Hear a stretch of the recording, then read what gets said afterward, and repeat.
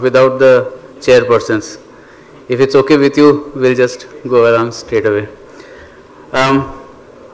The topic today that I have is glycemic variability, and some of you who have been attending this morning session in the same hall have already had a couple of talks in that similar vein. My job here is to just again reiterate what glycemic variability is, and as you have seen, you have heard in the last couple of years or so, a lot of noise has been generated about this new concept of glycemic variability, and I would try to explain what the variability is all about and see whether it has that significant an effect on our current clinical practice as it is being made out to be. And do we really need to treat the variability, and do we have any specific agents which does a good job of treating the variability? The treatment targets for diabetes have moved from the diabetics triad to the diabetics TRIAD, and now you'll see that it has a pentad and even a hexad, and I'll briefly go through that. Now HbA1c was easy, right? When we had the DCCT trial and which showed us that the HbA1c of 7 is the target that we need to have where the retinopathy is the least, and then if you keep it there or beyond that you can control it. Things were easy, and at that point of time most people thought that just controlling the HbA1c and to some extent the fasting blood sugar would do the trick. And UKPTS also showed that it is probably the way to go. The HbA1c actually did control the complications in diabetes. But then we knew, and in India we had known this all along, that just looking at the fasting blood sugar is not going to achieve you that target HbA1c. You have to look at the postprandial blood sugar also, and thus came the concept of the so-called glycemic triad. All of us had been treating our diabetics just exactly the same way. In the United States at that point of time, postprandial used to be a bit of a no-no, because it was believed that if your patients are made to wait for 2 hours in the clinic and then give the second sample, you are losing very precious man-hours. In India, that has never been a problem. Our patients have a lot of time and they can and do give the postprandial sugars, and so we have never had a problem with the concept of glycemic triad. But no sooner as we had got used to the concept of the triad, we started hearing about the postprandial glucose causing this glycemic variability thing. Now what is this? We know that the fasting blood sugar causes chronic hyperglycemia. The chronic hyperglycemia ultimately causes this excess of glycation and finally glycemic complications. However, the postprandial also causes these fluctuations in the blood sugars, and this glycemic variability causes a lot of activation of oxidative stress, and this also can in its own way cause glycemic complications. And what does that mean? Now look at these two patients, both of whom would have an HbA1c of 7. Now you know that all the blood sugar values of these patients would contribute to this average. One of your patients might have a line like this where all the blood sugars would be slightly above or slightly below that mean, and some of the patients might have a blood sugar which is going all over the place. Now statistically, if you have numbers which are very high and very low than the mean, you could still have a mean which is exactly the same. But obviously this patient, because of this high sugars, every time he has a high sugar, he has a little advanced glycated end product formation. Every time he has a little low sugar, he has a little hypoglycemia, and both of them would then increase the glycemic complications. And this is the reason why glycemic variability needs to be smoothened out in the roller coaster. The problem, however, that conceptually this makes good sense. If you have glycemic variability, your patients are going to suffer. But how do you measure glycemic variability? And this is a bit of a problem, because we know that the HbA1c is there, it has been there all the time, but you just saw that the HbA1c is not going to tell you about the glycemic variability. And so you have the option of either doing frequent blood sugar monitoring on the HMBG, or the more recent CGM and the newer machines that was discussed in the morning, where you know that you have the option of doing continuous glucose monitoring for 15 days together.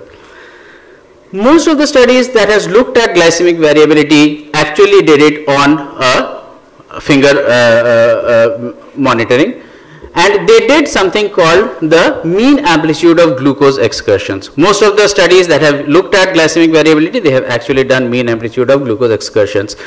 This concept was given in 1970, where they made their patients do hourly blood sugars for 48 hours, and then they calculated a mean, calculated the standard deviation, and then they saw by how much each value would be above or below that mean.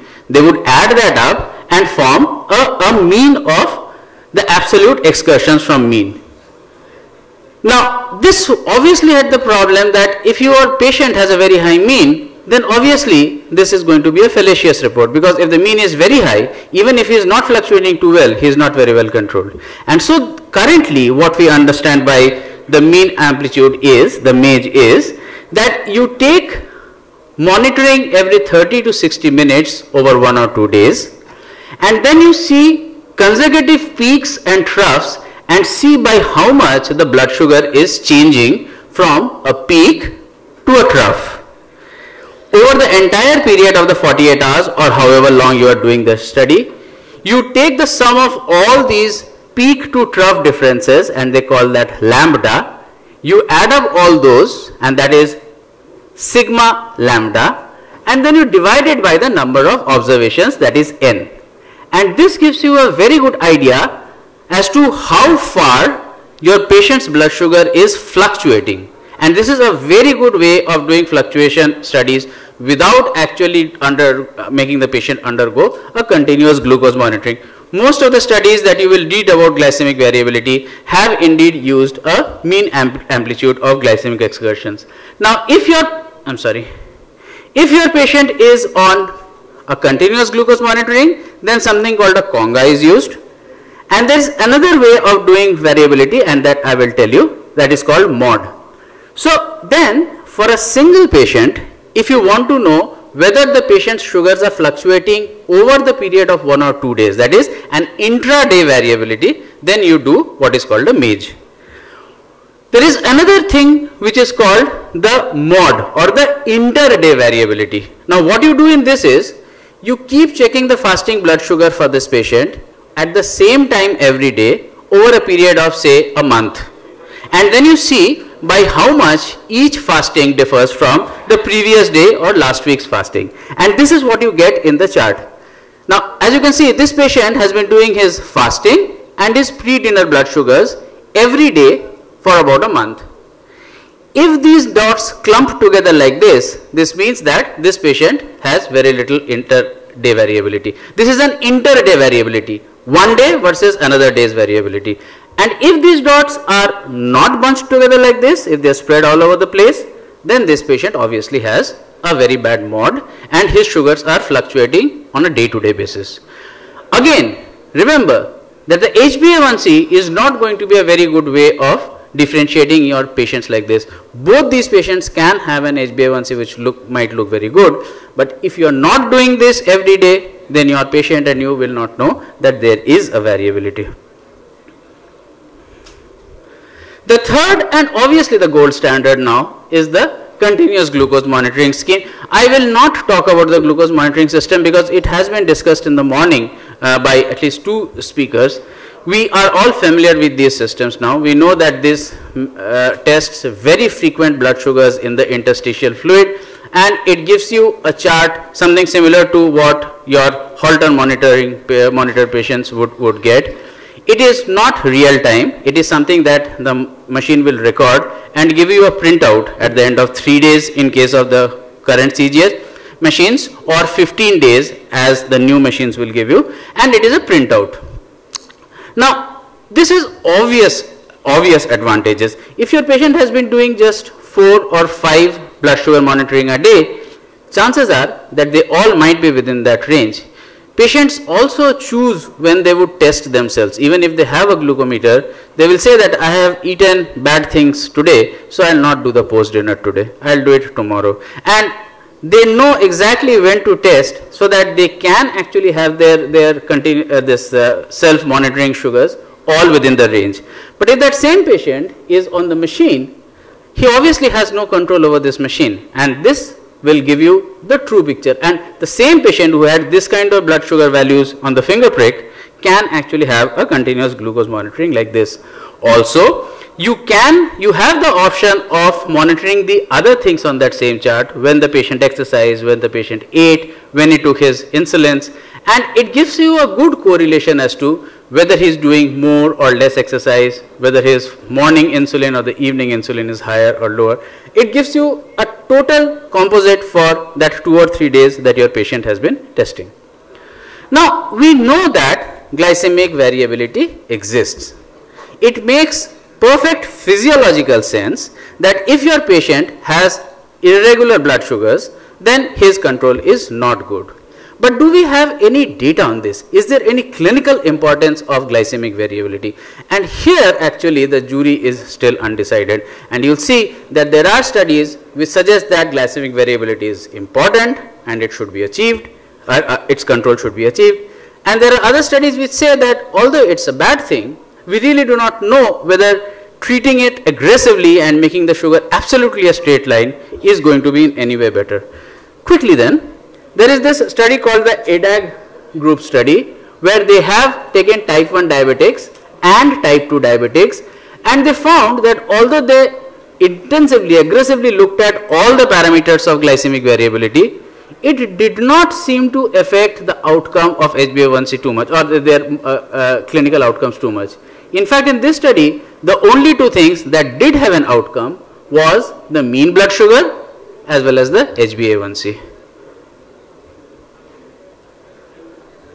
The HEART-2 study also reported that the glucose variability was not associated with significant macrovascular outcomes. The DCCT and the DCCT follow-up study, the EDIC study, also suggested that if you have glycemic variability, you may not be at a higher risk for retinopathy. However, another study using the same kind of patients actually showed that if you have glucose variability, and this was a retrospective follow-up study of 5.2 years, and they found that the onset of retinopathy indeed is related to glycemic variability. Another study showed that variability of fasting blood sugar, and this was the MOD, remember, the inter-day variability, not the intraday variability, and they showed patients who had very high sugars one day and very low sugars one day indeed had a worse outcome in terms of mortality and risk factors in type 2 diabetes. The obvious problem with glycemic variability then is hypoglycemia, because remember that these patients who are going into this kind of fluctuations stand to have hypoglycemias more than once over the day, and we now know from studies that hypoglycemia is not just another thing that worries your patient, it can actually kill you. And we also know now that hypoglycemia is not going to kill the patient necessarily that same night. We know that hypoglycemia can cause an arrhythmia, and you can have a so-called dead in bed syndrome at the time that the patient is having hypoglycemia. But the ACCORD study has shown us that in the next 3 or 4 weeks after a patient has hypoglycemia, he actually is at a higher risk of having a myocardial infarction. And the reason is not only the dysrhythmia, but also endothelial dysfunction, inflammation and coagulation abnormalities, which means that hypoglycemia, even if it is transient and the patient has recovered from it, still makes the patient prone to dying in the next 3 or 4 days. So therefore, the pentad then is HbA1c, fasting blood sugar, postprandial blood sugar, variability and hypoglycemia. With that, if you add the quality of life, then you have what is called a HEXAD, where all these things are now important in maintaining good glycemic control. So at this point of time then, glycemic variability is important, definitely. It makes theoretical sense that your patient should have a smoother glycemic control. Bad glycemic variability can theoretically increase the risk for your patients. However, the data on that is still a little iffy. We know that it is bad, but treating it is good, we are not still very sure. Also, the problem is that it is not just how you treat your patients. The fact that they are diabetics also make them more prone to glycemic variability, and this is the mean on a continuous glucose monitor, and this wide area on either side of the mean tells you what the standard deviation is. The higher the standard deviation, the more irregular reports that this patient might have had during the course of the day. And as you can see, in a non-diabetic, these lines are pretty narrow, pretty close together, which means that in a normal non-diabetic person, the blood sugar does not generally fluctuate over the day. Compare that with an impaired glucose tolerance patient, where the sugars are not too much higher than a normal person, but as you can see, the lines are already further apart. So the variability has already started. And this you compare to a type 2 diabetic. Not only is the mean much higher, which is expected, now this patient is hyperglycemic, but the lines are much further apart on either side, which means that both hyper and hypoglycemia events are far more common if your patient is a type 2 diabetic. Forget how you are treating him, forget how well he is being treated. If he is a diabetic, he is actually prone to glycemic variability. So then at this point of time, how do we treat these patients from the glycemic variability? Are there any specific medications which can actually help you have a smoother glycemic control and reduce the glycemic variability? It makes theoretical sense again to have longer acting agents. Obviously, if you have shorter acting agents like prandial insulins, for example, then the fluctuations actually can increase because the insulins will work, the sugars will come down. It will not work, the sugars will go up. So therefore, it might make theoretical sense to have longer acting molecules which will actually control the sugars for a longer period of time. And here basal insulin becomes an obvious choice. Basal insulin, you know, has no peak over the day, and if you give insulin glargine, you should theoretically be able to produce a less variable blood sugar over the day. How about medicines which control the prandial excursions better? And this has been discussed in the morning. Voglibose has been shown to reduce the prandial excursions, and this again makes it a logical agent which you can use for better variability control. And lastly, drugs that work both at the fasting as well as the postprandial blood sugars and do not produce hypoglycemias on their own would be the most ideal likely choice for glycemic variability control. And here we will briefly talk about the GLP analogs and the DPP4 inhibitors, and we'll see that of all the antidiabetics that we have, these are probably the best suited molecules when it comes to glycemic variability control. Now, contrary to what people believed, basal insulin actually did not work out the way it was supposed to. Now, this was a study called the LAN-MET study, where metformin failure patients were put on Lantus, insulin glargine, once daily, and then an 8-point human home monitoring of blood sugar was done. Now, predictably, people who received the Lantus, they actually had a lowering of all their blood sugars.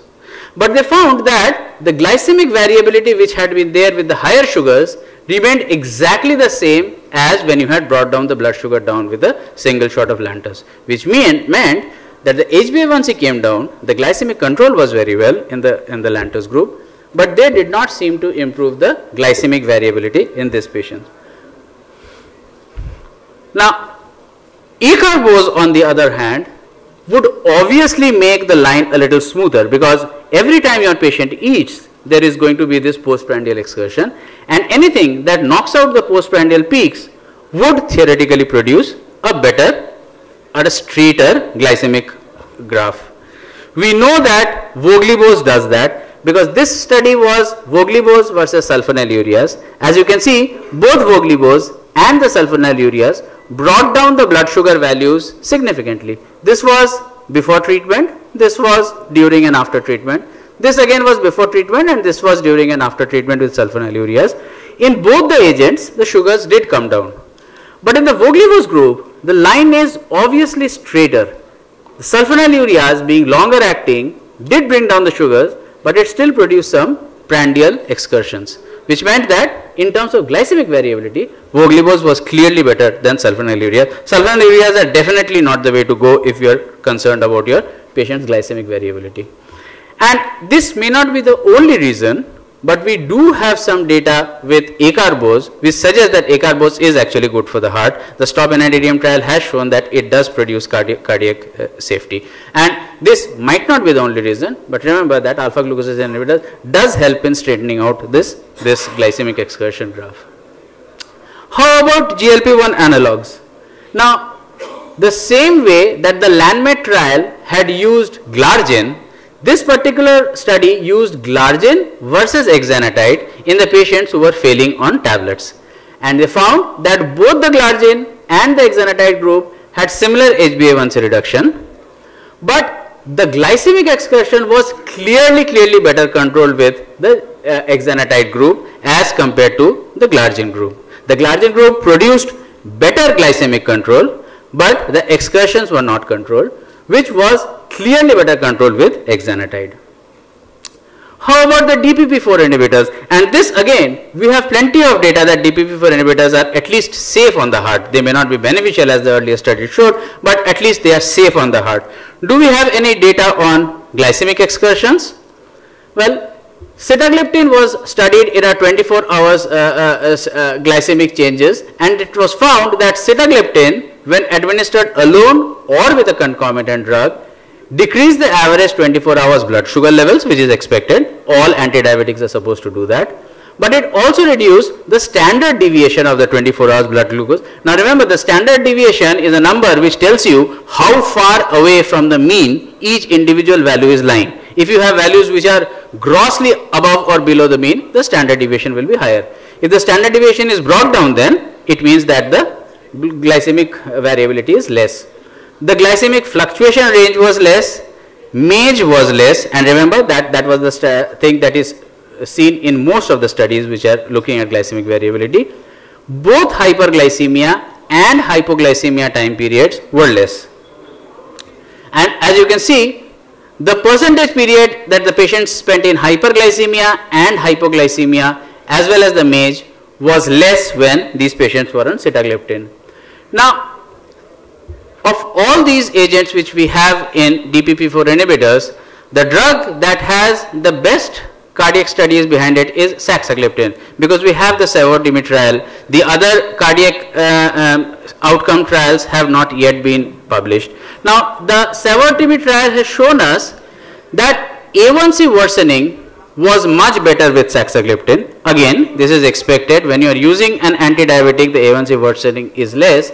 But the glycemic instability, both in terms of blood sugar instability, high and low blood sugars, as well as HbA1c instability, HbA1c measured over the period of the study, did not fluctuate as much in the Saxagliptin group as it did in the control group.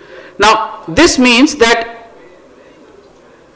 the DPP-4 inhibitors, it seems to be a sort of a class effect. The way that these molecules act, because they are principally prandial controllers, that they seem to have a smoothing out of the glycemic variability, and the fact that they do not produce hypoglycemia on their own actually improves their control over the glycemic variability. Now, if you incorporate everything that has been known about sugar control, then this is the cube that you get.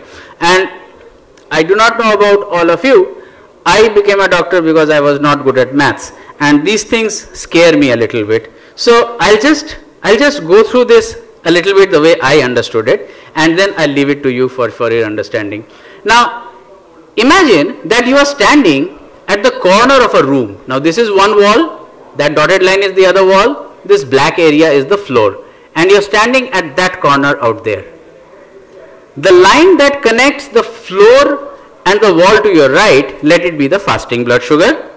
The line that connects the floor and the wall to your left, let it be the postprandial blood sugar. If these two are the fasting and the postprandial blood sugar, the resultant HbA1c would be somewhere in between. So the diagonal across this wall that you are standing, this floor that you are standing on, then would be the HbA1c. Now behind you, where both the walls meet, if you have a line which goes from the floor right up to the roof, this is the MAGE, the glycemic excursion. and all of these are then going to contribute to the diabetic complications of your patient. Now, an outcome, a resultant of all this would be a line which connects the corner that you are standing on across the room to the opposite corner near the roof, and this would be the actual outcomes of the diabetic patient. And as you can see, all these 4 lines then are going to contribute to the length of this line. If you can produce a reduction in this as well as this, you end up with a smaller cube, and this diagonal also is a smaller diagonal, which means that you have actually brought down the diabetic complications. I think I will stop here. In summary, therefore, HbA1c is associated with clinical outcomes and remains the gold standard for assessing glycemia. Though not associated with reduction in endpoints, there is accumulating evidence of the effect of glycemic variability. Remember that it makes theoretical sense that glycemic variability should be brought down. We still do not have good hard data behind it, but it is coming. Glycemic variability control has to be studied as an outcome in prospective studies from now. Though there is no consensus on the measure of glycemic variability, a combination of standard deviation and MAGE can be ideal, and this you can do even with your blood sugar monitoring machines that your patient has. It need not be a CGMS. And GLP-1 analogs, DPP-4 inhibitors, and to some extent alpha glucosidase inhibitors seem to be the drugs of choice which can indeed control glycemic variability. Sulfonylureas clearly are not the agents to go with, and basal insulin, although people had thought that it would produce better glycemic variability, did not end up producing any difference in the glycemic excursions. I will stop here. Yes, thank you.